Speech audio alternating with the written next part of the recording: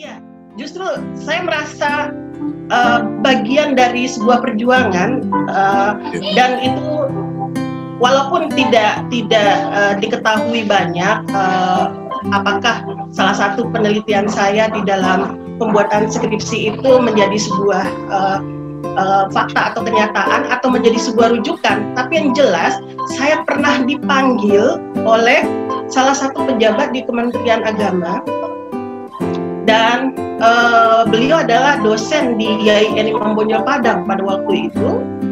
Dan saya tanyakan, kenapa Anda tetap memilih Konghucu sebagai skripsi Anda?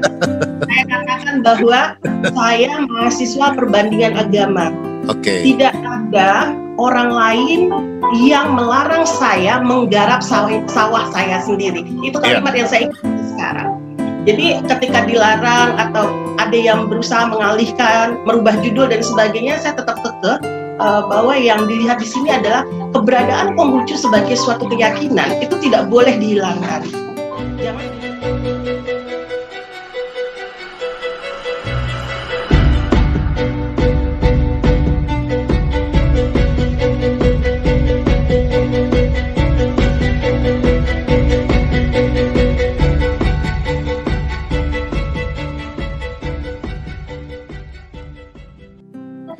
Jumpa lagi bersama Ritson Manyonyo di channel ini. Doa saya para sahabat disabilitas sekalian ada dalam keadaan sehat, panjang umur, gembira sekalipun ada banyak persoalan, terutama pandemik yang belum berkesudahan ini. Dan yang paling penting adalah kita selalu cerah dan ceria. Sahabat disabilitas yang belum subscribe, like, share, dan komen serta menyalakan lonceng notifikasinya,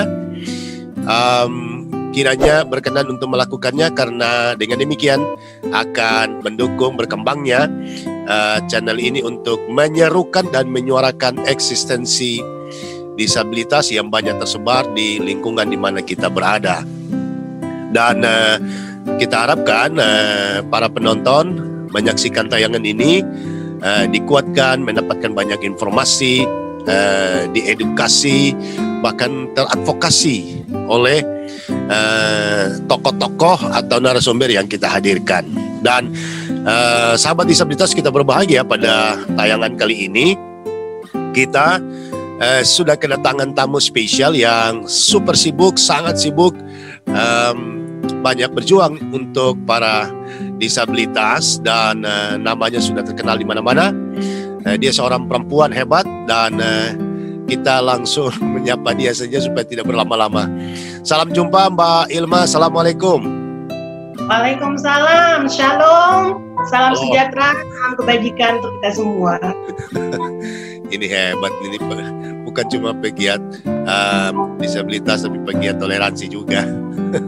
Di sana, non jauh di sana ada Mas Farid yang bantu ya, didampingi ya. Iya. Ya, salam jumpa Mas Farid. Kedengaran. Mas Farid sedang berada di posisi yang jauh ya. Oke, no problem. Salam saja buat beliau juga praktisi yang sama yang banyak memberi hidupnya untuk kawan-kawan di disabilitas. Baik, sahabat disabilitas, kita ingin mendengarkan apa dan siapa tokoh kita hari ini. Mbak Ilma Sofyanti, beliau inisiator, founder daripada komunitas MRAD. Apa itu MRAD? Nanti akan dijelaskan. Kemudian juga Pemret KBAI, Kantor Berita Anak Indonesia, dan juga aktivis tentang advokasi dan perlindungan anak di Indonesia. Apa saja yang dikerjakannya? Wah, udah banyak sekali, sibuk. Dan mari kita ikuti profil hidupnya, cerita hidupnya, dan apa yang dilakukannya. Silakan Mbak Ilma Sofyanti. Ya, terima kasih Pak Ritson. Sungguh kebahagiaan bisa bergabung di channel Ritson Manyonyo. Tentu ini merupakan sebuah anugerah berkat kita bekerja sama, berjejaring dan melakukan perjuangan bersama. Bukankah begitu Pak Ritson? Iya, kolaborasi. kolaborasi. Ya. Ya, alhamdulillah memang MRAD ini bukan suatu kegiatan yang begitu saja, bukan sebuah proyek, tapi dia adalah sebuah gerakan bersama melakukan advokasi hak-hak disabilitas. Ya. Kenapa namanya MRAD? Itu ada sebuah kisah yang memang menjadi alasan waktu itu kami beberapa aktivis menyampaikan alasan kenapa namanya MRAD, Mudik Ramah Anak dan Disabilitas. Mudik Ramah Anak dan Disabilitas. Betul. Kenapa ada anak, kenapa ada disabilitas, dan kenapa ada mudik gitu kata-kata itu. Ya. Silakan. Jadi ini sebenarnya sejarahnya panjang, Pak Ritson. Bukan lahir begitu saja. Ini dari 2012 kami melakukan riset tentang bagaimana pada waktu itu terjadi tingkat kecelakaan dalam arus mudik yang cukup tinggi dari tahun 2012. Ya.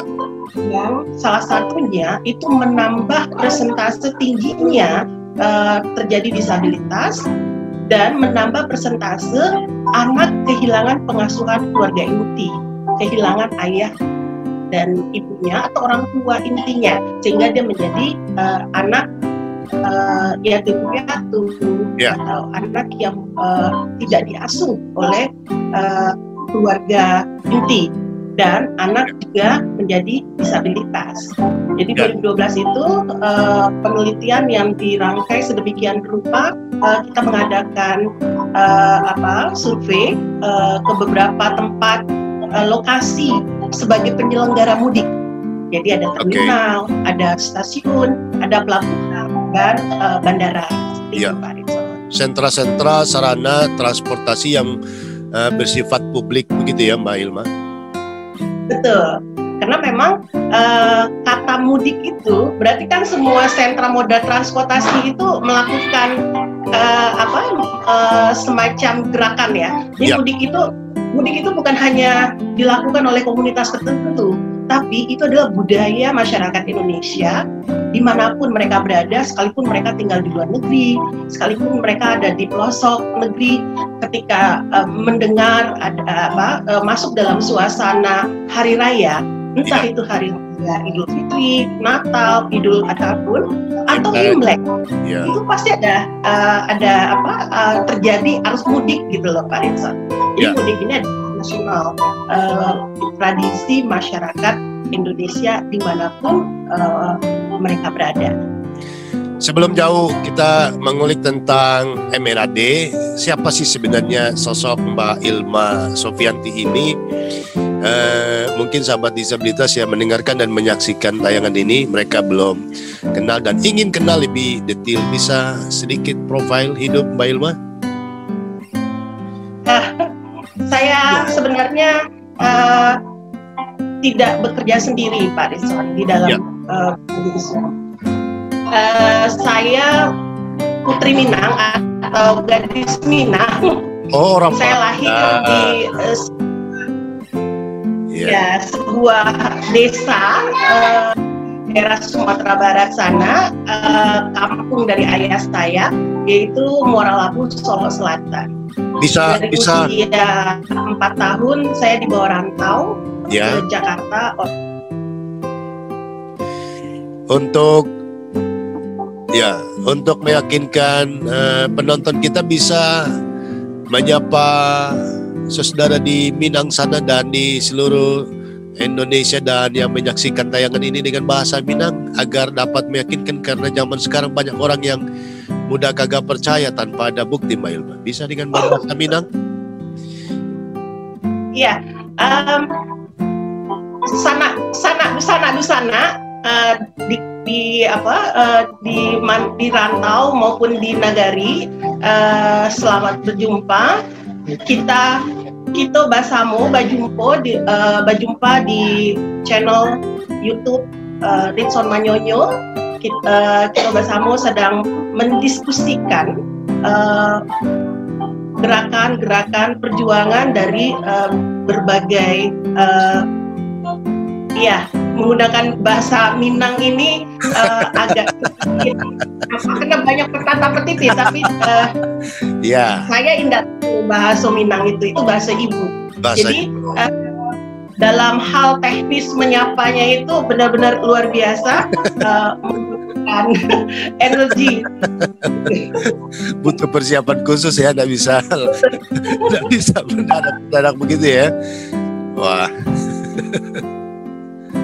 Ya, karena umur 4 tahun sudah dibawa merantau ke Jakarta ya. Jadi saya kembali ke Padang itu tahun 94 untuk kuliah di sana.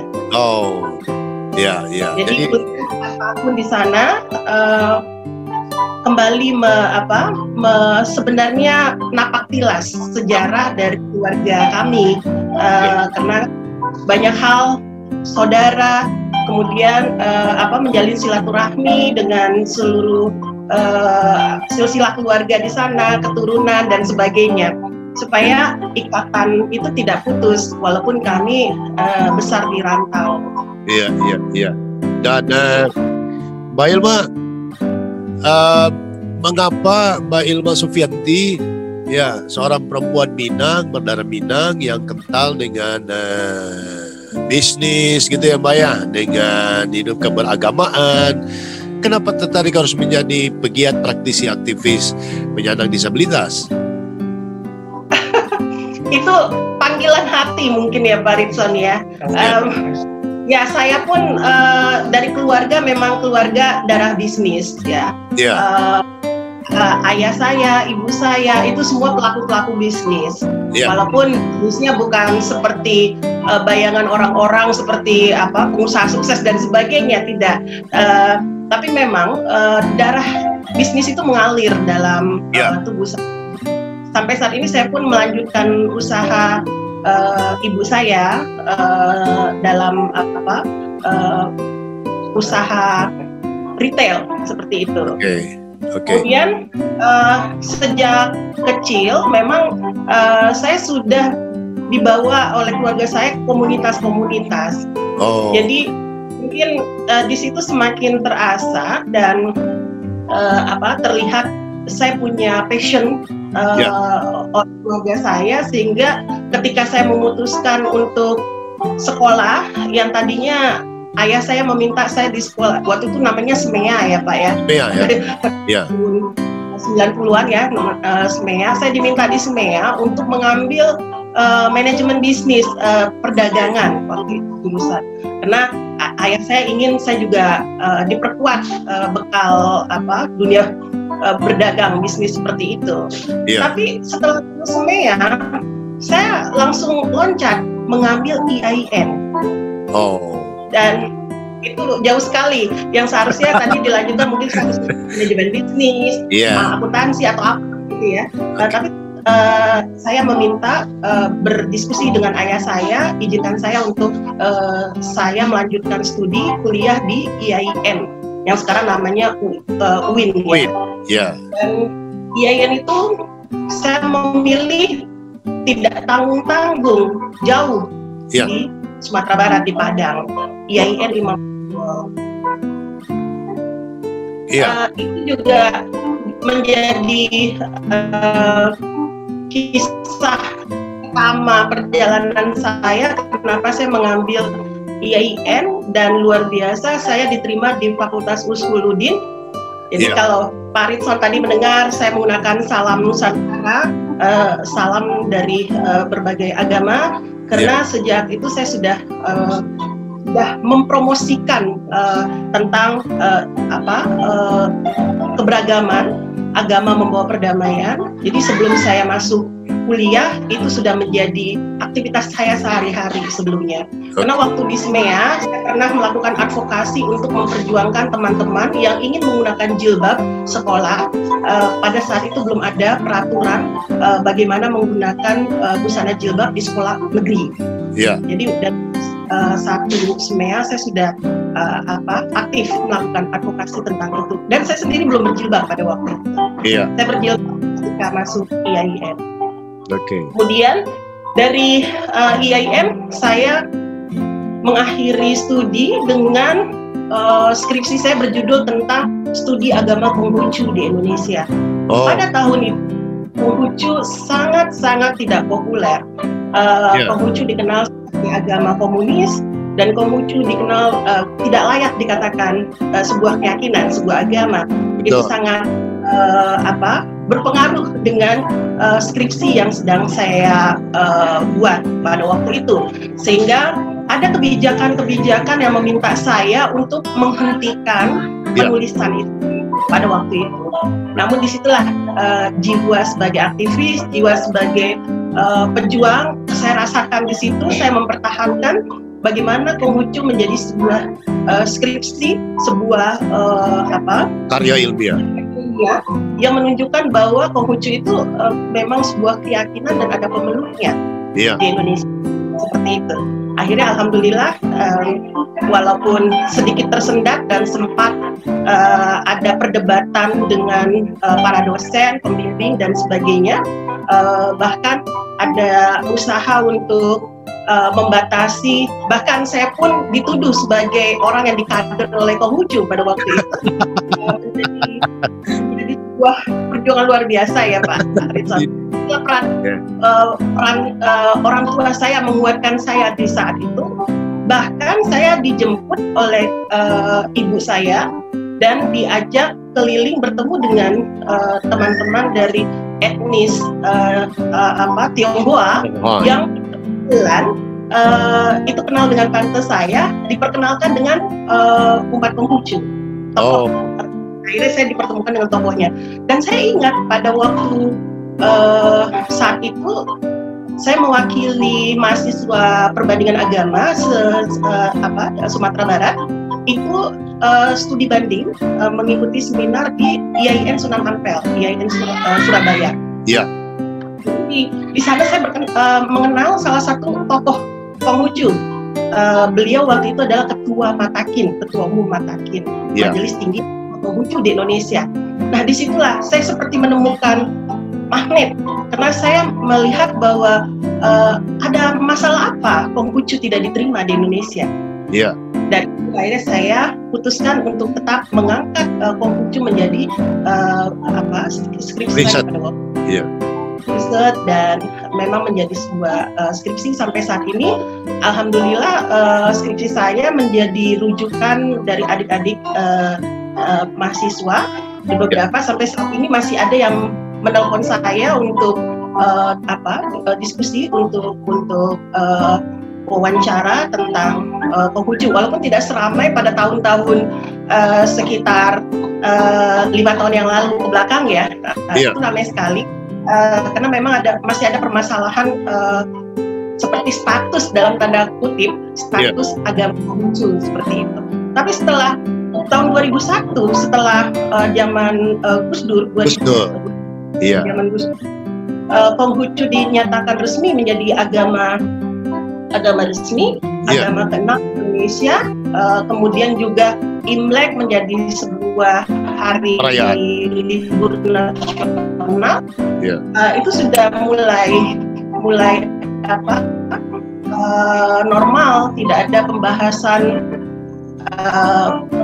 bahasa kalimat diskriminasi yang sangat frontal seperti tahun sebelum-sebelumnya. Pada tahun 96, saya ingat sekali tahun 96 hanya ditolak di catatan sipil karena dianggap pembunuhan sebuah.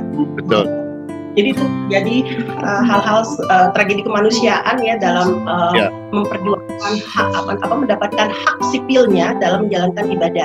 Jadi semenjak itu saya konsisten dan sangat mempunyai komitmen untuk tetap menjaga Indonesia adalah rumah kita bersama. Apa reaksi seorang Hilma Sofyati manakala Kiai Haji Abdul Rahman Wahid yang waktu itu adalah Presiden Republik Indonesia menetapkan bahwa Konghucu adalah agama resmi? Ya, justru saya merasa bagian dari sebuah perjuangan dan itu walaupun tidak diketahui banyak apakah salah satu penelitian saya di dalam pembuatan skripsi itu menjadi sebuah fakta atau kenyataan atau menjadi sebuah rujukan. Tapi yang jelas saya pernah dipanggil oleh salah satu pejabat di Kementerian Agama, dan beliau adalah dosen di IAIN Imam Bonjol Padang pada waktu itu. Dan saya tanyakan, kenapa Anda tetap memilih Konghucu sebagai skripsi Anda? Saya katakan bahwa saya mahasiswa perbandingan agama. Tidak ada orang lain yang melarang saya menggarap sawah saya sendiri. Itu kalimat yang saya ingat sekarang. Jadi ketika dilarang atau ada yang berusaha mengalihkan, merubah judul dan sebagainya, saya tetap kekeh bahwa yang dilihat di sini adalah keberadaan Konghucu sebagai suatu keyakinan itu tidak boleh dihilangkan. Jangan dilihat politiknya, karena dia agama itu berasal dari Cina atau dikatakan Cina aja tidak diakui, dia adalah komunis, keyakinan negara komunis, dan Konghucu itu adalah komunis dan sebagainya.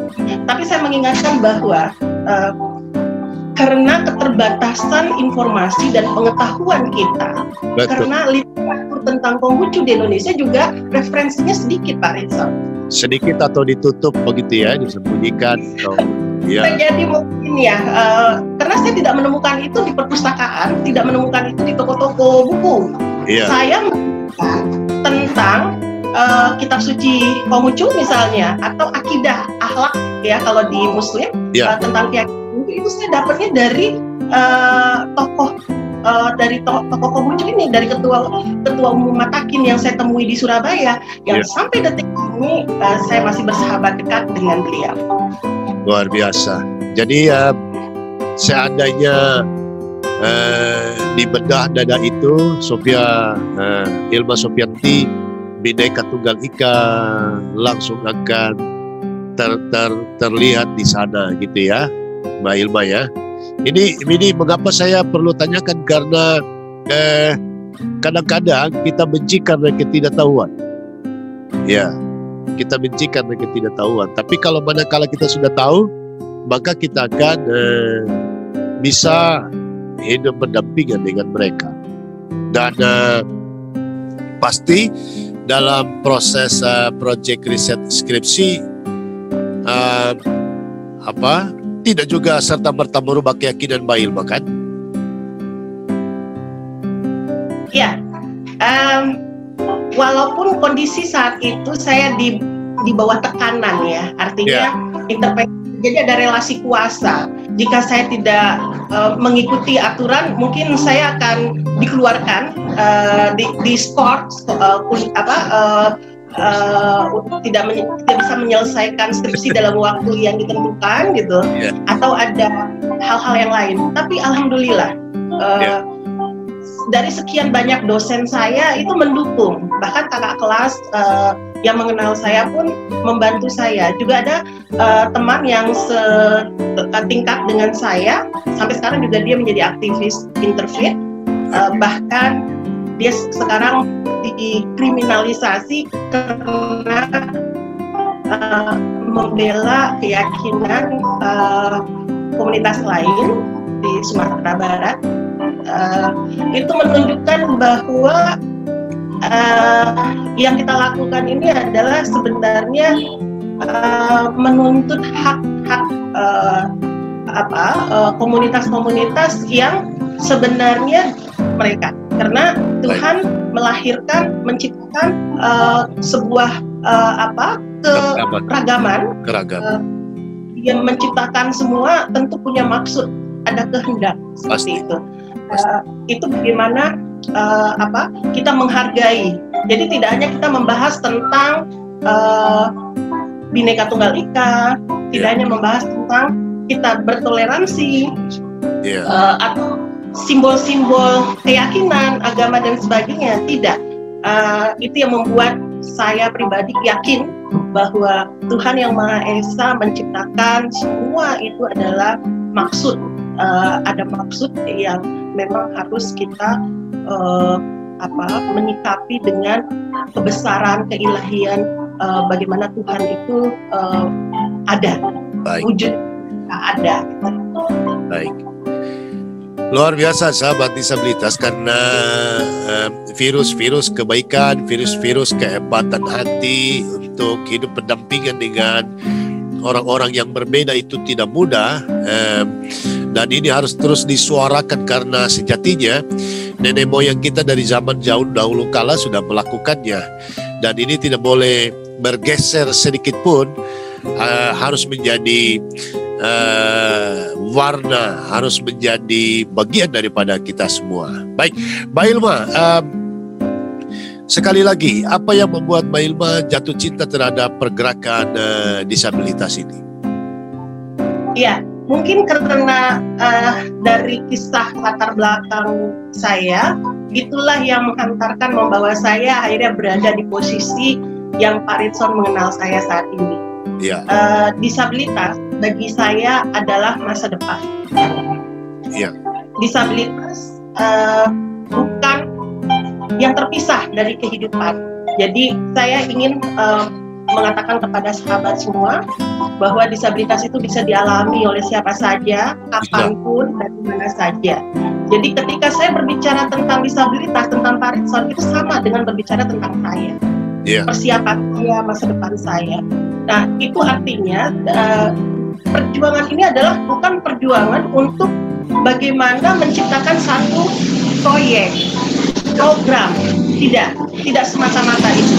Tapi bagaimana disabilitas itu benar-benar dapat mencapai hal-hal yang sama dengan yang lain. Jadi ada kesetaraan, kemandirian, kemudian dalam kondisi yang aman, nyaman, dan juga artinya sebuah keragaman yang indah itu. Bukan hal yang dibedakan. Tidak ada masyarakat kelas 2 di Indonesia ini. Tidak ada disabilitas itu dimasukkan di dalam satu kotak yang seakan-akan itu adalah program yang bisa diatur dan sebagainya. Jadi disabilitas itu adalah kita, manusia. Seperti saya saja, Pak Ritson, usia sudah bertambah, tentu segala kondisi fisik di tubuh saya itu juga pasti akan berkurang. Nah, bagaimana juga dengan teman-teman disabilitas? Jika seandainya itu tidak diperhatikan, tidak diperjuangkan, tidak diberikan haknya, tentu masa depan Indonesia juga tidak akan ada. Betul. Itu Pak Ritson. Bagaimana pengamatan Ilma Sufianti dengan keberadaan disabilitas di Indonesia sampai di saat ini? Saat ini alhamdulillah saya melihat bahwa perhatian terhadap disabilitas itu sudah artinya sudah ada ya, sudah cukup baik walaupun belum maksimal kesempurnaannya. Kenapa saya berani mengatakan hal itu? Saya ingat sekali setahun yang lalu, Juni 2019, saya salah satu dari pegiat sosial media diundang oleh Pak Jokowi ke Istana Bogor. Dalam pertemuan itu, saya berkesempatan untuk mengajukan pertanyaan dan beliau merespon pada waktu itu. Ada dua hal yang saya sampaikan kepada beliau, yaitu tentang disabilitas dan yang kedua adalah anak minoritas. Karena memang dua hal itu yang menjadi concern saya berjuang sejak tahun 2000. Pak Presiden saat itu mengatakan bahwa beliau akan sedang mempertimbangkan apakah akan membuat Kementerian Disabilitas atau staf khusus, kata beliau pada waktu itu. Dan beliau minta, berpesan kepada saya, cari ya, kalau ada, cari, nanti kita pertimbangkan. Gitu, amanat beliau pada waktu itu. Dan saya merespon itu langsung menghubungi salah satu organisasi disabilitas tertua di Indonesia, Badan Pengurus PPDI pada waktu itu. Saya komunikasikan bahwa ada informasi seperti ini, artinya ada peluang.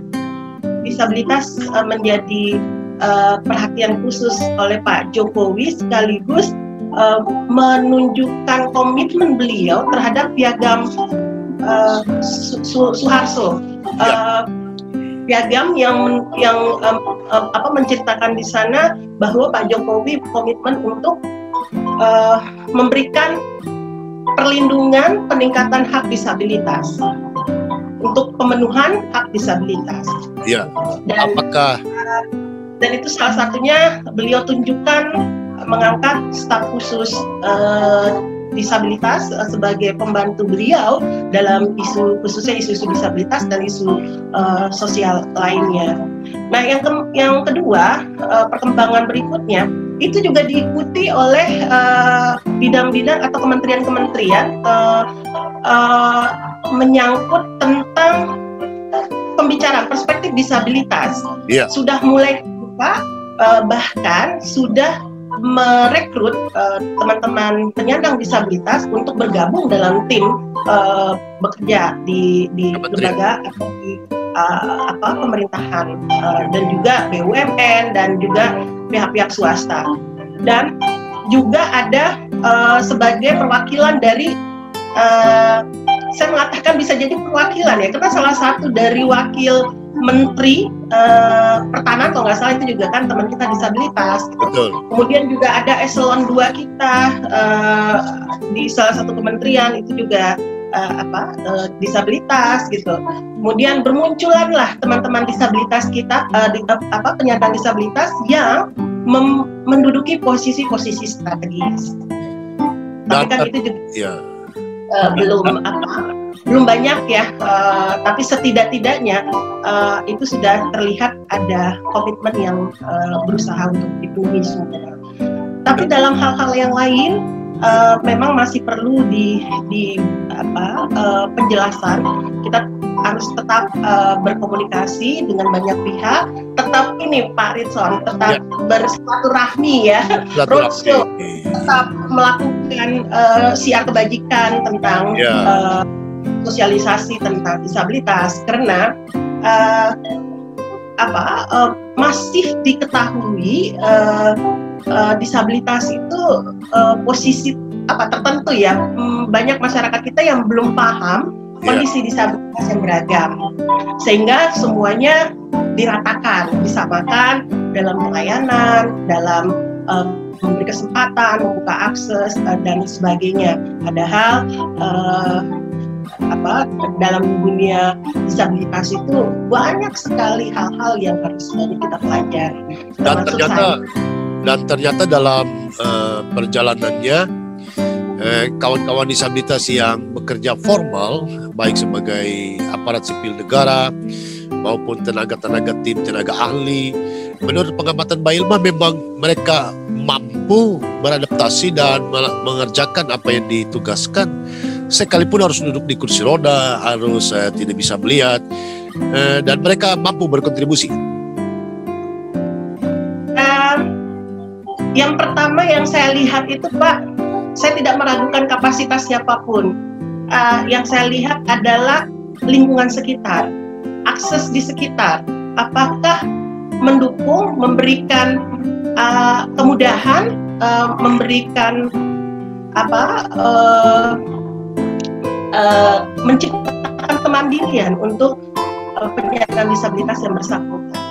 Baru kita akan melihat pada diri kapasitas dari penyandang disabilitas tersebut. Kalau saya melihat beberapa teman yang berada di beberapa posisi, baik posisi strategis maupun hanya ada yang memiliki kapasitas, sayangnya ada sistem yang masih membungkam. Kemudian ada yang memiliki kapasitas, pengikut di bawahnya tidak bisa menyesuaikan. Kemudian juga ada yang agak gamang ya, artinya dia berada di posisi yang bagus, tapi memang untuk peningkatan rasa percaya dirinya itu belum terlihat penuh, sehingga masih ada rasa minder pada dirinya bahwa posisi dia berbeda dengan yang lain. Itu juga ada teman saya yang seperti itu. Itu sebabnya, Tapi hal itu harus jika bisa berkomunikasi dengan baik, terbuka kesempatan, mungkin sebagai teman kita bisa mendukung, jangankan membantu ya, artinya memberikan perhatian yang bisa kita lakukan untuk mensupport teman kita ini. Oke. Itu Pak. Baik. Kenapa Mbak Ilma memilih pergerakan mudik ramah anak dan disabilitas, bukan bangun panti, bukan rumah singgah, atau advokasi hukum, atau buka bengkel, buka menjahit, buat tunarung? Kenapa harus pergerakan di dunia transportasi, Mbak Ilma? Karena saya melihat bahwa di mudik ini penyumbang terbesar kondisi disabilitas, Pak Ridwan. Bisa dijelaskan lebih detail? Ya, dari tahun 2012 itu tingkat kecelakaan dalam arus mudik libur akhir tahun itu cukup tinggi pada waktu itu. Dan karena saya juga di dunia perlindungan anak, kita juga melakukan penjangkauan kasus. Banyak terjadi anak juga kehilangan keluarga inti karena banyak faktor yang diakibatkan oleh, salah satunya adalah kecelakaan ketika arus perjalanan mudik, seperti itu. Dan baru-baru ini ada yang kecelakaan di Tol Cipali, 10 lagi meninggal ya. Betul. Itu salah satu yang menjadi alasan kuat saya. Yang kedua, Pak Ridson, mudik itu ada di kepala setiap manusia. Betul. Dan mudik itu perjalanan yang luar biasa, perpindahan dari satu daerah menuju ke daerah lain. Dan dalam perjalanan proses itu ada persinggahan-persinggahan atau ada interaksi-interaksi yang menunjukkan bahwa budaya Indonesia ini luar biasa luas gitu, saling kenal, silaturahmi dan sebagainya. Tapi saya langsung terpukul ketika saya melihat teman saya yang disabilitas itu tidak bisa mudik. Oh, kenapa? Karena tidak akses infrastruktur, transportasi, moda transportasi, jenis kendaraan itu tidak bisa mengakomodir sepenuhnya kondisi teman saya yang disabilitas. Di semua sarana transportasi, moda transportasi, kereta, bus, kapal laut, pesawat terbang, itu masih minim. Pertama dari faktor ekonomi, tidak semuanya dia bisa menikmati tidak seberuntung teman-teman disabilitas yang lain yang mungkin bisa naik pesawat misalnya. Teman-teman yang bisa sewa mobil atau memiliki kendaraan pribadi. Nah, teman saya ini kebetulan salah satu akses dia untuk bisa pulang kampung itu naik travel. Ya, naik travel, dan itu pun dia harus membayar 2 karcis, 2 tiket yang harus dia ambil karena kursi rodanya dihitung sama dengan diri dia. Wow. Jadi muncullah di kepala saya, bisa nggak kita wujudkan teman yang penyandang disabilitas kursi roda ini bisa mudik? Jadi pergi pulang dia harus bayar 4 orang. Betul. Belum lagi porternya ya Pak ya. Mungkin kalau masuk final ya ada jasa porter gitu kan, mendorong dia untuk memindahkan dia dan sebagainya. Itu kan ada cost. Jadi uang yang ditabung sekian tahun sebagian besar hanya untuk mengongkosi transportasi.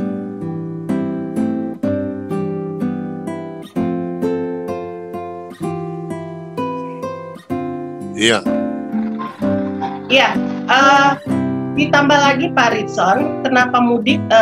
Karena memang mudik yang besar di akhir tahun itu kan biasanya mudik Idul Fitri kan Pak, di momen Hari Raya Idul Fitri, yang semuanya langsung berpindah. Mungkin Pak Ridson sendiri pun melakukan mudik juga gitu kan. Jadi momen 3 hari dari bulan puasa sampai Idul Fitri itu momen yang berhari-hari di aktif ya, artinya cara berpikir, isu ibadah, kemudian itu yang dimanfaatkan untuk kampanye dan sosialisasi hak disabilitas yang menjadi pemikiran saya dan teman-teman pada waktu itu. Jadi di gerakan ini berarti Mbak Ilma dan kawan-kawan menyediakan akses sarana dan mengakomodasi segala kepentingan teman-teman disabilitas yang ingin mudik. Iya, tidak hanya itu Pak Ritson, bahkan kami mengajak teman-teman disabilitas dan teman-teman penyandang disabilitas ini untuk melakukan audit layanan fisik rumah ibadah. Oh. Saya menangis ketika seorang teman mengatakan selama bulan puasa dia tidak bisa melakukan sholat tarawih di masjid. Wow. Jangankan sholat tarawih di masjid, sholat Jumat saja mereka itu mendapat tempat yang tidak selayaknya hanya karena kondisi dia berkursi roda dan sebagainya. Jadi ada kondisi. Jadi di saat itu karena memang merasa terpanggil, dia memang tidak meminta, tapi dia hanya menceritakan, enak ya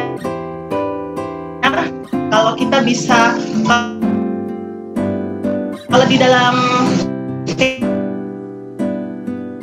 keyakinan saya itu di ajaran Islam itu ya Pak Ritson, beribadah pada ibadah-ibadah di bulan Ramadan itu.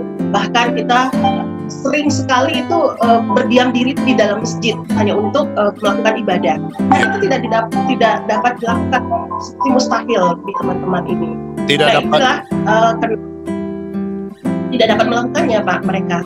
Tidak dapat melakukannya bukan karena ditolak keberadaannya sebagai disabilitas, tapi karena akses masuk dalam gedung masjidnya, atau yang mana? Saya melihat ada dua-duanya. Pertama, melihat bahwa disabilitas kursi roda itu cara melakukan pensucian diri di dalam memulai ritual melakukan ibadah itu kan ada wudhu ya, pembersihan diri seperti Pak Ritson. Kursi roda itu dianggap kotor. Masjid itu berkarpet. Itu baru bicara masuk ininya. Nah, kalau yang aksesnya, tidak semua masjid itu bisa dilalui oleh kursi roda. Bertangga, ya. Ya, gimana Pak Ritson? Ya, bertangga dan ruang-ruangnya sulit masuk dilewati kursi roda.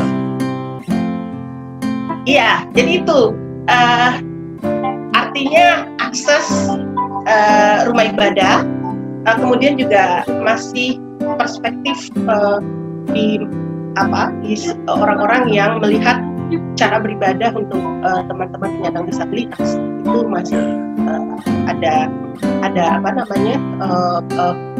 pemahaman yang belum bisa menerima. Menerima itu artinya bukan menolak intinya ya Pak ya. Belum bisa yakin apakah teman penyandang disabilitas yang kursi roda ini bisa melakukan sholat seperti orang-orang lainnya. Iya. Dan ini juga tidak hanya di lembaga keumatan Muslim, tetapi di agama-agama lain juga, gedung-gedung tempat ibadah juga diaudit ya, Mbak Ilma ya. Ya, seperti yang kita lakukan pas tahun yang lalu ya, Pak Ritson, kita bersama-sama kita melakukan audit fasilitas rumah ibadah ke gereja Protestan dan gereja Katolik yang saya melihat pada umumnya gereja Protestan dan gereja Katolik lebih terlihat aksesnya lebih terbuka ya seperti itu.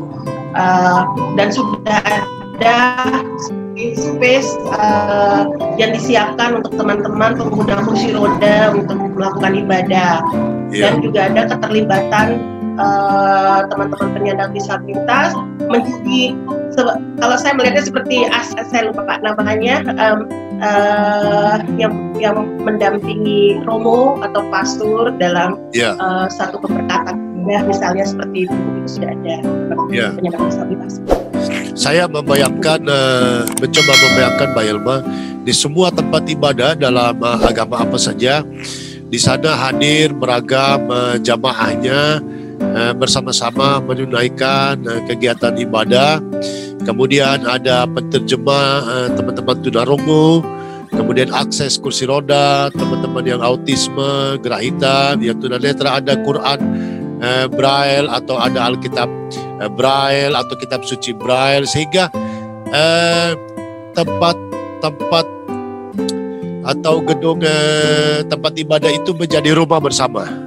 Ya, bisa begitu kira-kira Mbak Ilma? Bisa.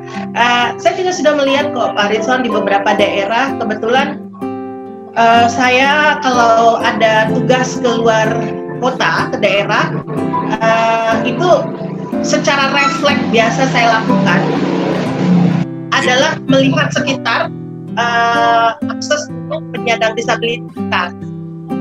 Jadi saya melihat sudah banyak ya beberapa daerah yang saya lalui di Indonesia ini, masjid yang ramah disabilitas pun sudah mulai terlihat satu persatu. Jadi sudah mulai tumbuh kesadaran bersama ya? Ya, sudah ada kesadaran bersama. Bahkan di salah satu masjid terbesar di Jakarta, Masjid Hasyim Asy'ari, di daerah Jakarta Barat, masuk Tangerang ya itu ya, itu sudah menyediakan selasar yang luar biasa bisa dilalui, walaupun masih ada tangga yang tapi itu masih bisa dilalui oleh teman kursi roda dengan bantuan tentunya. Tapi sudah ada selasar, ada lift ya, tempatnya juga luas, bisa dijangkau oleh teman-teman kursi roda misalnya seperti itu.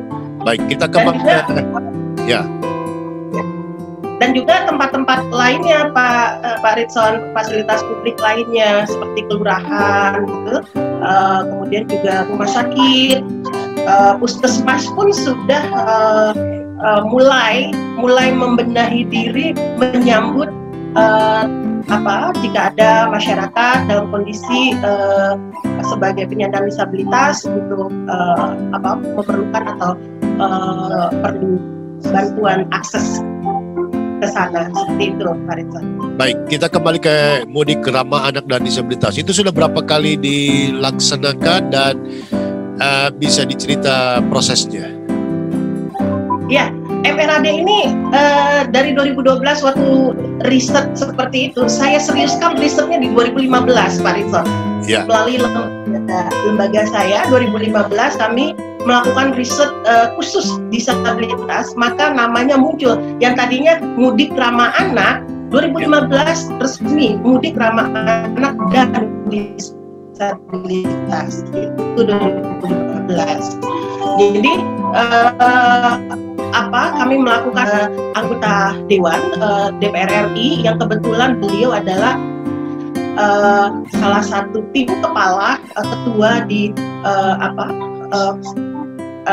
Balak ya kalau nggak salah nama ini, Badan Legislasi yang akan mengesahkan undang-undang disabilitas. Iya.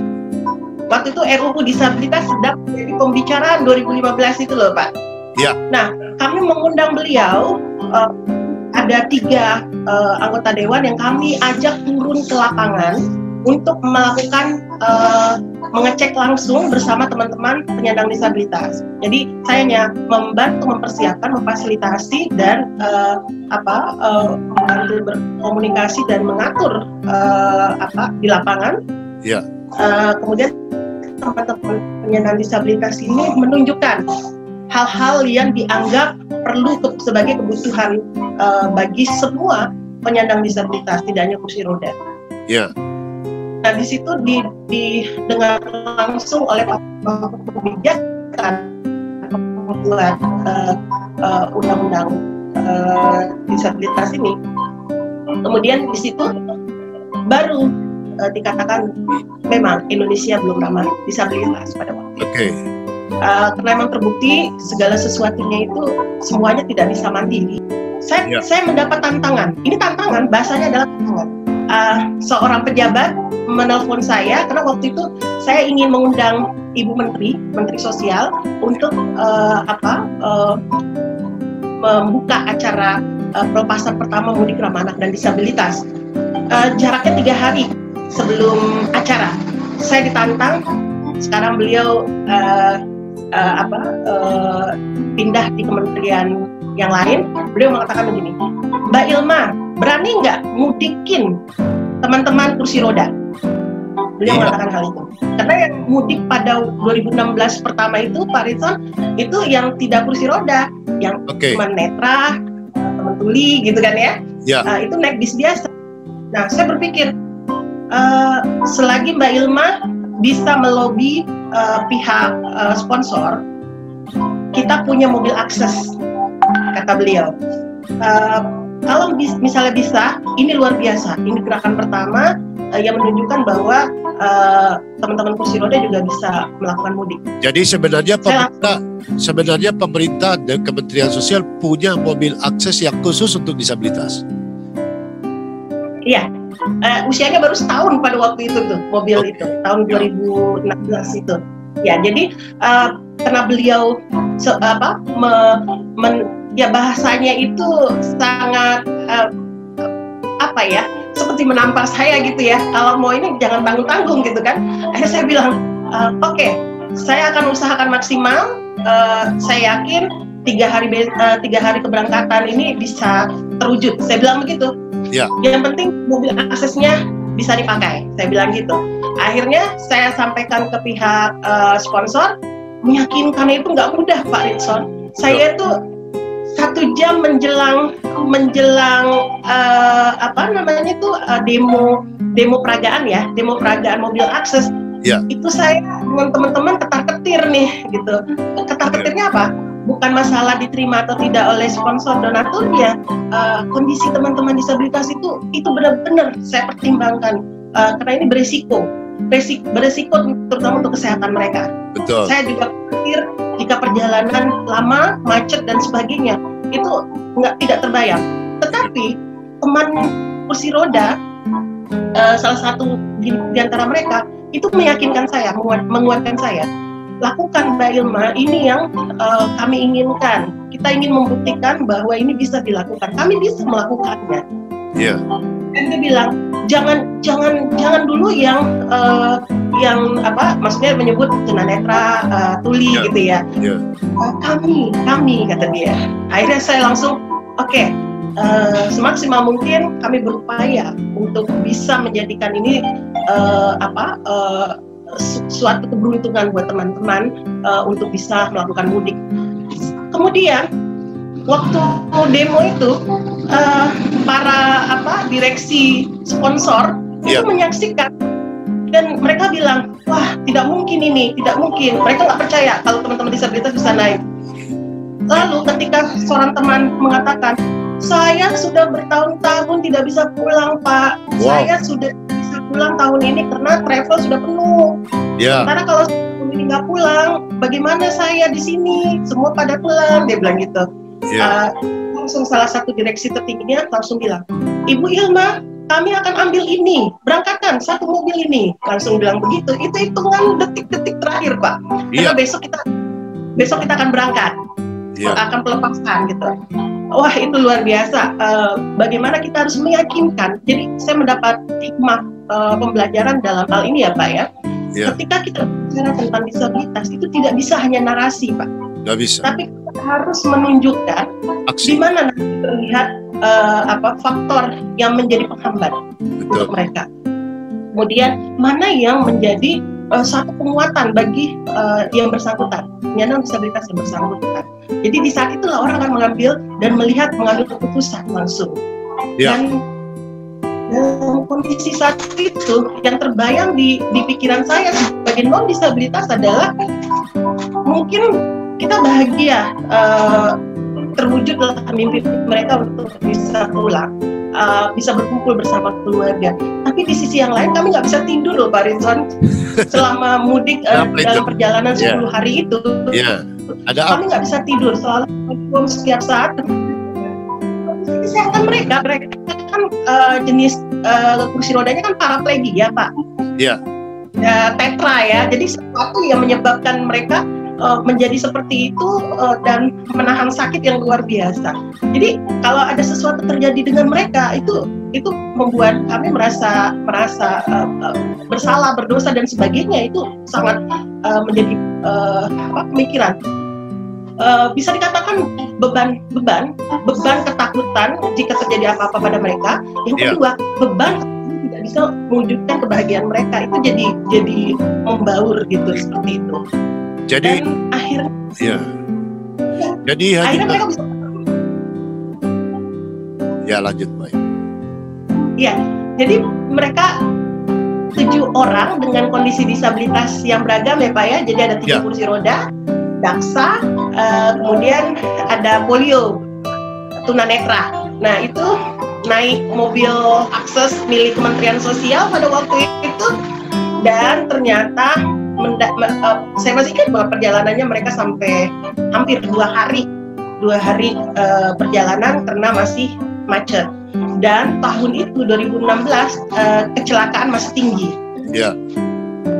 Angka kecelakaan masih tinggi. 2017-nya baru berkurang. 2018 semakin berkurang, nyaris bahkan tidak banyak korban jiwa meninggal 2018 dan 2019. Dan bahkan MRAD memberikan masukan. Jadi ketika Pak Ridson ingat macet di tol, ya, di mana itu Brebes ya, namanya ya. Nah, itu teman-teman kena di situ sekitar 8 jam tertahan. 8 jam kursi roda dalam mobil. Ya. Wow. Tetapi dalam kondisi saat itu saya sudah menyiapkan kasur mereka untuk mereka istirahat, sudah menyiapkan konsumsi mereka, obat-obatan, dan bahkan kebutuhan pribadi ya seperti pampers dan sebagainya itu sudah ada di dalam mobil itu. Gitu. Jadi dari 2016 itulah kami berusaha, 2017 dan 18 dan 19 semakin baik pelayanan dan fasilitas, sampai akhirnya kami membuatkan toilet jadi-jadian. Iya. Toilet portable buat teman-teman, karena setiap rest area yang dilalui itu melimpah ruah kendaraan, sehingga mereka tidak bisa masuk, tidak apalagi untuk mengantri di sebuah toilet umum, musola atau masjid, di rest area, tempat makan dan sebagainya. Jadi kami menyiapkan buat tenaga pekerja sosial di mobil itu untuk membantu teman-teman yang disabilitas. Baik. Bukan memberikan servis yang berlebihan, Pak. Bukan kami memanjakan. Mereka juga tidak minta dimanjakan. Ya, termasuk gerakan ini melakukan audit berbagai macam akses dari tempat berangkat sampai tempat tujuan, dan itu diberi masukan kepada kementerian yang berkaitan. Ya, Kementerian Perhubungan. Jadi dari 2016, 17, 18 itu Pak Ridson kami selalu menyampaikan laporan ke publik bahwa kondisi-kondisi di dalam perjalanan mereka itu memang belum ramah disabilitas. Dan alhamdulillah 2018 ketika kita dilepas oleh Pak Menteri Perhubungan yang sekarang beliau masih menjabat, itu beliau menitikkan air mata di depan saya, di depan Mas Farid ketika kami menghadap, dan beliau langsung berjanji besok saya akan datang. Padahal itu sore ya, hari pagi jam 7:15 beliau benar hadir di lokasi pelepasan, dan itu membuat panik para sponsor di sana karena tidak ada koordinasi menteri akan datang. Iya. Gitu. Tapi saya yakinkan bahwa ini memang bagian dari advokasi. Ya. Sebagai proses dari advokasi seperti ini, kita nggak bisa membantu. Seperti itu. Akhirnya beliau langsung bilang merasa kena amanat presiden pada waktu itu untuk memberikan pelayanan servis yang baik pada masyarakat presiden pada 2018 itu. Dan tahun depannya akhirnya untuk mudik tahun depannya Pak Menteri mengatakan membangun toilet sepanjang jalan Pantura. Kalau nggak salah itu 30 waktu itu disampaikan ke saya, ada 30 toilet. Bahkan staf ahlinya beliau mengirimkan foto lewat WA ke saya mengabarkan di rest area itu sudah banyak toilet-toilet akses untuk penyandang disabilitas.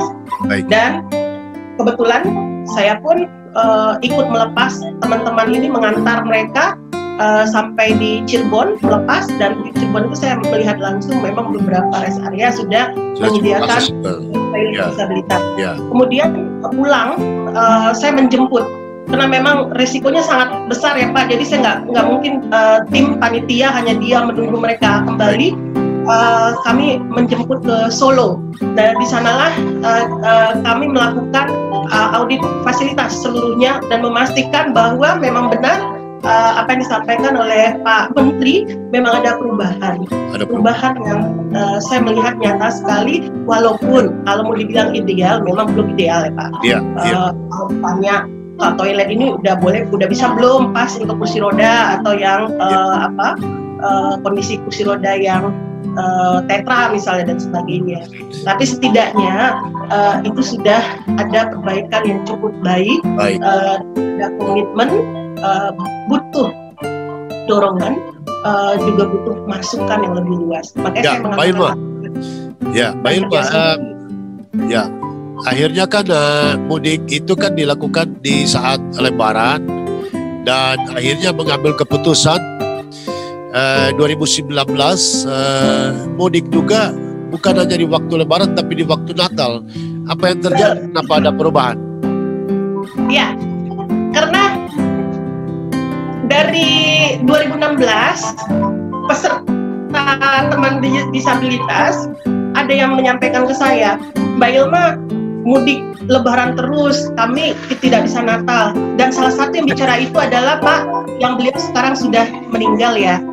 Kembali dari kemarin ya, beliau meninggal. Alhamdulillah, luar biasa. Saya terharu, 35 tahunnya tidak bisa pulang ke Medan. 35 tahun merantau tidak pernah pulang karena sulit. Karena langsung kondisi dia menjadi disabilitas, kecelakaan kerja. Dan akhirnya 2019. Dan akhirnya bisa pulang, Natal di rumah, Januari, Februari, Maretnya dia meninggal Pak. Jadi itu apa ya? Saya nggak tahu apakah ada rasa bahagianya dia 35 tahun tidak melihat kampung halaman, bertemu dengan sanak famili, keluarga, orang tuanya gitu. Tiba-tiba akhirnya dia memang sudah waktunya berpulang. Dan ini membuat kami semua merasa bahwa bertemu keluarga itu dalam suasana apapun, tidak hanya mudik, itu memang perlu. Makanya hari disabilitas itu bukan hanya untuk tanggal 3 Desember gitu loh Pak. Dan mudik ramah anak dan disabilitas yang sangat-sangat mengesankan, semuanya mengesankan, tapi yang sangat mengesankan 2019 karena tidak hanya lewat darat tapi ada yang lewat udara. Betul. Salah satunya ini adalah berkat Pak Ritson juga untuk yang mau bergabung dengan kita, Rasul kesana kemari ya, melobi gitu ya, bertemu dengan beberapa kementerian kan. Kemudian juga kita berbicara dengan media gitu. Kemudian kita meyakinkan kementerian dan ternyata maskapai pun nggak ada masalah gitu kan. Kemudian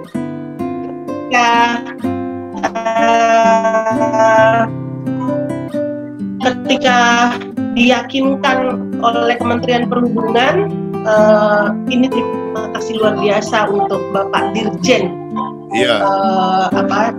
transportasi darat yang melobi Dirjen Udara, ya kan? Kemudian bersama-sama masing-masing diminta untuk menyiapkan slot, gitu kan, untuk teman-teman disabilitas. Nah, demikian alhamdulillah masing-masing maskapai itu ada menyiapkan 4 slot, ada menyiapkan 2, ada yang 1. Bisa disebut saja Mbak Ilma maskapainya yang sudah terlibat dalam program mudik ramah anak disabilitas dan mereka memberi tiket free kepada disabilitas untuk mudik. Ada 7 ya, Garuda dengan Citylink itu masing mengisi 4 slot ya. Garuda dan Citylink. Kemudian Lion Air dengan Batik Wings. Nah, Pak Ritson kalau sama Lion ya naiknya ya. Ya. Kemudian ada Air Asia. Air Asia. Ya. Udah 3, 4, 5, 6. Ya. Satu lagi apa ya? 6 ya. Jadi ada Garuda, Citylink, Lion, Batik, Wings, Air Asia. 6. Air Asia. Ya, 6 maskapai. Ya. Nah, itu dengan 17 penumpang. 17 penumpang, 14 penyandang disabilitas, 2 pendamping. Iya. Dan semuanya sukses. Alhamdulillah semuanya sukses, kembali dengan selamat, penuh cerita, dan ini menunjukkan juga bahwa tidak artinya yang saya sampaikan tadi Pak Rizwan, kalau bicara disabilitas atau penyandang disabilitas itu tidak hanya narasinya saja, tapi praktik langsung. Bagaimana kesulitan dan hambatan-hambatan yang dialami seperti itu.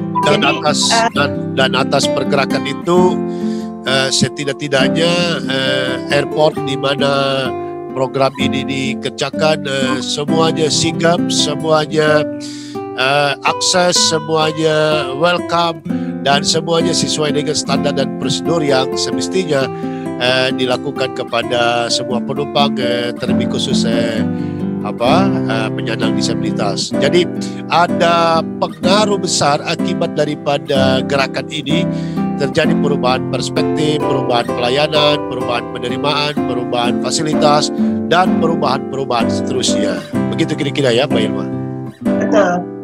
Minimal ada mindset yang berubah ya Pak, dalam kondisi disabilitas. Itu. Di tahun 2020, adakah program ini akan berjalan? Ada banyak yang tanya sama saya. Mungkin tahun 2020 ini kita diminta untuk menyiapkan sesuatu yang lebih besar oleh alam, karena kondisi pandemi COVID gitu. Jadi kita lebih mempersiapkan kepada konsep Pak tahun 2020. Konsep. Kita tetap berkomunikasi dengan pihak-pihak yang selama ini mendukung MRAD. Kita akan menerbitkan buku tentang MRAD menjadi sebuah kisah mungkin, dan ini memang kita sudah ada sebenarnya dari tahun 2016, tetapi itu selalu diupdate karena situasi dan kondisi yang membuat perubahan luar biasa, banyaknya keterlibatan pihak-pihak lain, dan bertambah luasnya bentuk aktivitas itu yang layak mungkin ini harus diperbaharui dan akan diterbitkan, dan sudah ada calon donatur sponsor yang akan yang menarik tertarik untuk menerbitkan buku ini seperti itu. Sahabat disabilitas, bahwa pergerakan masyarakat dari satu tempat ke tempat yang lain adalah merupakan hak bersama, dan di dalamnya juga merupakan hak penyandang disabilitas. Selama ini kita tidak pernah tahu dan mungkin kita tidak punya informasi. Ada begitu banyak penyandang disabilitas yang tidak bisa pulang kampung, tidak bisa mudik, tidak bisa mengikuti kegiatan mudik yang dilakukan oleh berbagai macam perusahaan yang gratis dan seterusnya, karena mereka tidak punya tempat, mereka tidak punya akses, mereka juga tidak punya banyak uang untuk membiayai transportasi yang sangat mahal. Bahkan seorang kursi roda dia harus membayar 4 orang untuk dirinya sendiri pergi pulang. Itu betapa luar biasa mahalnya. Nah, oleh karena itu kita sangat bangga dan apresiasi ada seorang Ilma Sufianti dengan komunitas pergerakan mudik ramah anak dan disabilitas yang memfasilitasi begitu banyak penyandang disabilitas yang merasa terharu, menangis, mereka bisa berpelukan dengan sanak familinya di kampung yang sudah berpuluh-puluh tahun tidak berjumpa. Dan ini adalah satu kebahagiaan. Kebahagiaan apa yang Anda rasakan, Mbak Ilma, dalam pergerakan ini? Sebelum saya jawab, boleh nggak saya tanya ke Pak Rizwan dulu? Iya. tanya juga dengan Pak Ritson. Saya kan baru kenal Pak Ritson, selama ini hanya kenal nama dan beberapa tulisan dari yang disampaikan oleh teman-teman saya di jaringan. Yeah. Nah, ketika saya datang menemui Pak Ritson, kenapa Pak Ritson tertarik dan mau menjadi koordinator MRAD 2019 Nataru kemarin, Pak? Iya. Jangan dicemplungin ya, Pak ya. Apa ya, Mbak Ilma? Saya terutama prihatin karena bertahun-tahun atau berbulan-bulan teman-teman disabilitas ini karena hanya tinggal di panti, tinggal di rumah, mobilitas mereka terbatas. Mungkin ada yang disembunyikan orang tua, tidak boleh keluar, tidak boleh bertemu masyarakat, bersosialisasi. Apalagi mereka punya kerinduan untuk bertemu kakek neneknya, moyangnya, keluarga besarnya yang mungkin di luar pulau, yang harus menggunakan transportasi yang mungkin hanya sekedar mimpi bagi mereka. Bagaimana mungkin orang kursi roda bisa naik pesawat? Mereka tidak punya uang untuk beli tiket. Belum mereka pikirkan bagaimana dari rumah ke bandara. Mereka juga berpikir di bandara kayak apa, siapa yang bantu, siapa yang tolong. Bagaimana bisa naik ke atas pesawat, di atas kereta, di atas kapal laut, di bus yang kalau pada proses mudik bersama itu pasti akan kacau balau. Orang akan berebut tempat, orang tidak mau peduli. Yang penting mereka duduk nyaman dan pergi sampai tiba tempat tujuan. Keresahan kebatinan inilah yang saya tergerak untuk ketika Mbak Ilma dan kawan-kawan datang bicara soal Mudik Ramah Anak dan Disabilitas, sehingga saya bilang ayo kita bergerak bersama. Dan ketika program itu diumumkan dan diberi kesempatan kepada mereka, bahkan dari Kementerian Perhubungan memfasilitasi ada satu bus besar yang full fasilitas, memuat kurang lebih 40-an atau 50-an tunanetra dan para pendampingnya pergi, ada berpindah dari Jakarta ke Jawa Tengah, dan mereka happy, mereka bahagia. Ini yang membuat saya terpanggil untuk bergabung, karena kalau orang bahagia kita jauh lebih bahagia. Itu Mbak Ilma.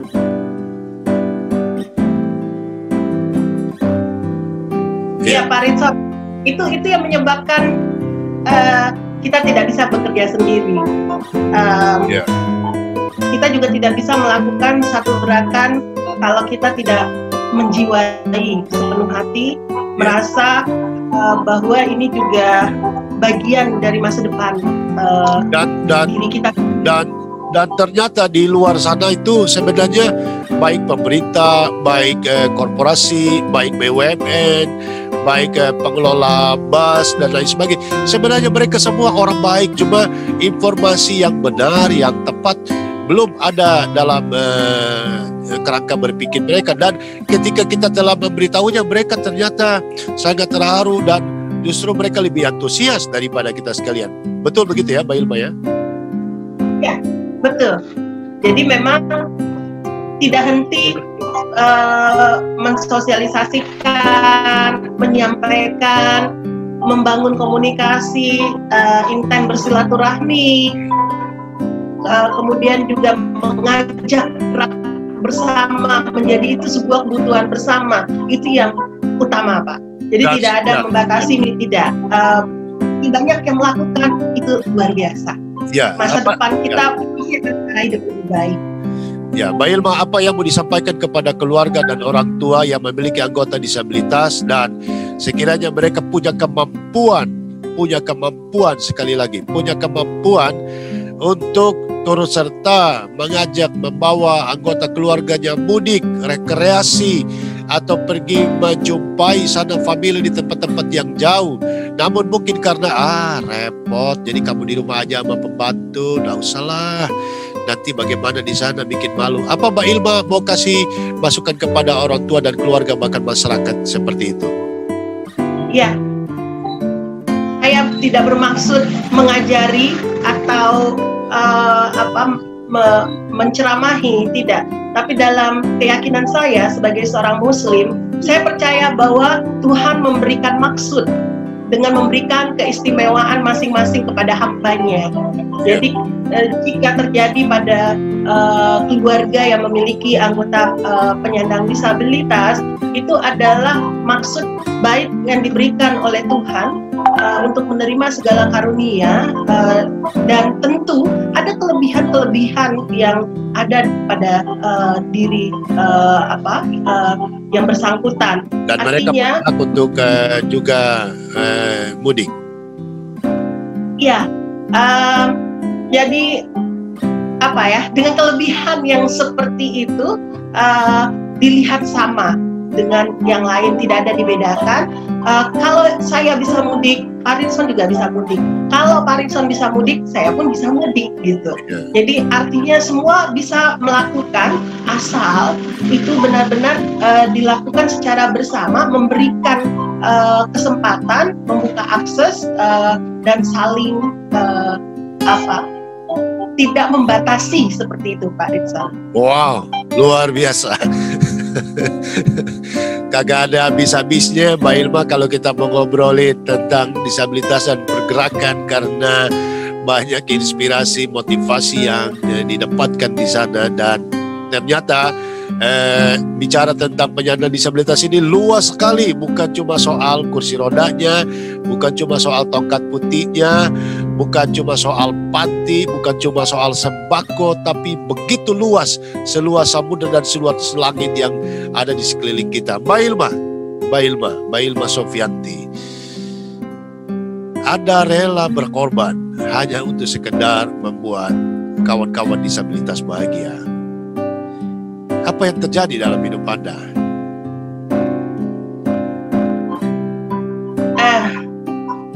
Saya semata-mata hanya ingin bisa memberikan yang terbaik,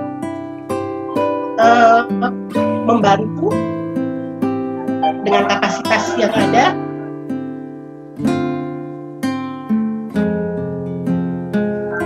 dan di keyakinan saya itu menuntun saya untuk menjadikan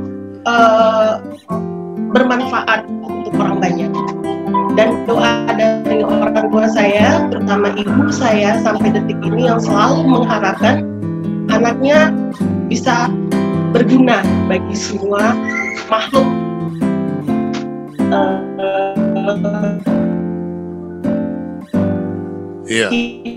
tidak hanya tapi juga melihat itu Pak Rizal.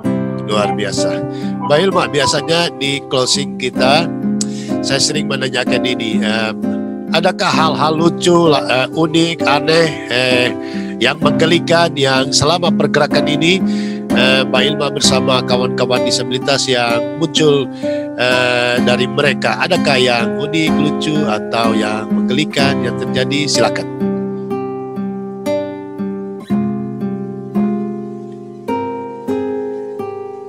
Ya, yang membahagiakan, tidak membahagiakan, yang sedih dan sebagainya gitu ya Pak ya. Jadi yang bisa cepat saya jawab kalau pertanyaan ini.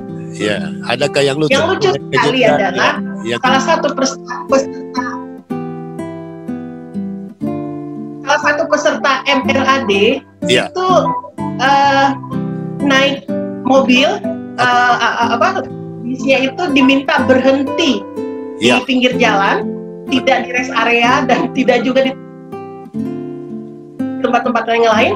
Kemudian mereka menurunkan tenda. Tenda itu adalah toilet kejadian yang disabilitas, kerangka-kerangkanya itu.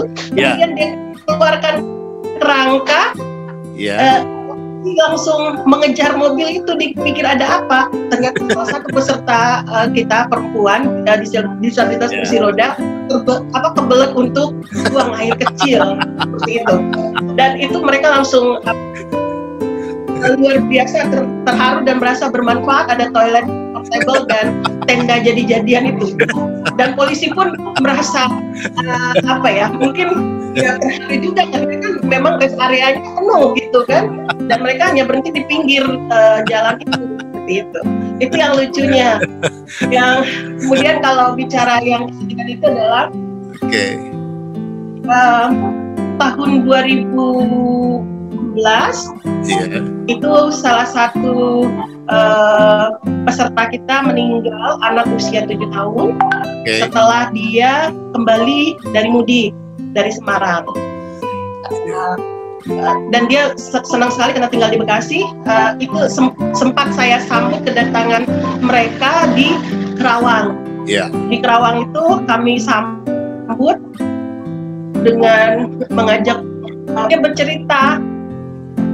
Karena dia sulit bicara ya, jadi ibunya yang menyampaikan. Jadi dia itu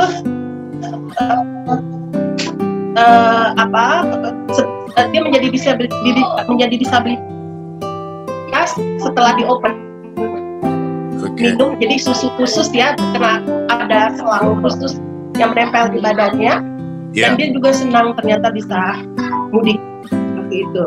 Itu kesedihan. Kemudian tahun 2019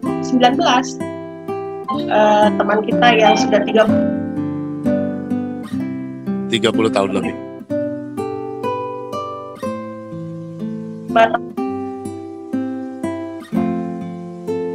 Tahun pas seluruh ya sampaikan ke saya, Bu Ilma, ini yang mudik hanya teman-teman yang Muslim, bagaimana kami yang Kristen? Saya sudah 35 tahun tidak pernah merayakan Natal dengan keluarga di Medan. Itu yang dia sampaikan ke saya, dan saya bilang, Pak, saya tidak menjanjikan, tapi saya berusaha supaya Bapak bisa. Dan Mas Farid mengingatkan saya, waktu saya pulang itu dia pegang bukan pegang ya, tangannya itu digerakkan supaya saya mengalihkan pandangan ke dia, dan saya salamin dia. Saya bilang saya tidak berjanji Pak, tapi saya berusaha. Saya bilang begitu. Luar biasa. Dan alhamdulillah ternyata ya Tuhan mewujudkan keinginannya.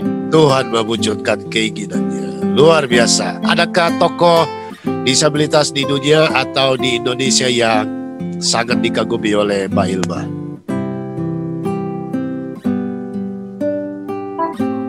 Saya mengagumi. Iya. Gus Dur. Gus Dur, beliau, wow, orang yang banyak menginspirasi masyarakat dunia sehingga banyak perspektif diperbaharui karena pikiran-pikiran dan tindakan beliau yang kadang-kadang harus melawan arus. Luar biasa. Rinson Manyojo Channel sangat berbahagia karena bisa menghadirkan Ilma. Saya mengunjungi beliau di PBNU waktu saya masih bekerja di lembaga di mana beliau sebagai pendiri di lembaga kami. Beliau bilang menganggut yaitu dialog agama dan aksi kemanusiaan. Iya. Luar biasa. Itu yang seperti pesan kepada setiap kegiatan yang sampai detik ini masih saya pegang. Luar biasa. Amazing. Sungguh mengagumkan Mbak Ilma. Jadi ya terima kasih atas perjumpaan ini. Kami sangat bahagia karena Mbak Ilma menjadi satu pribadi yang sangat memberi penguatan, inspirasi yang tidak hanya berlisan tetapi melakukan berbagai macam kegiatan aktivitas kemanusiaan. Kami sangat mengaguminya. Terima kasih banyak Mbak Ilma atas waktunya yang telah disediakan untuk kami, sehingga kiranya cerita yang telah disampaikan sungguh-sungguh bisa mengedukasi masyarakat, keluarga, dan bangsa ini, sehingga kita menjadi bangsa yang inklusif dalam segala aspek. Baik, sahabat disabilitas, ya, Sahabat disabilitas, kita sudah ada di akhir Salam. pertemuan. Ya. Ya, Oleh karena itu, terima kasih. agar kita bisa menjadi orang hebat, orang spesial, marilah kita melihat selalu apa yang tidak pernah bisa dilihat oleh mata orang biasa. Dan akhirnya, jangan lupa like, share, subscribe, serta nyalakan lonceng notifikasinya agar channel ini dapat berkembang. Mari kita terus bergerak maju bersama untuk kemajuan bangsa dan negara yang kita cintai. Sambil mengingat pesan ibu, jangan lupa pakai masker, kemudian cuci tangan, dan jaga jarak serta jauhi kerumunan. Ritson Manyojo, Ilma Sofianti, salam mudik ramah anak dan disabilitas. Salam sehat untuk kita sekalian. Assalamualaikum warahmatullahi wabarakatuh. Iya.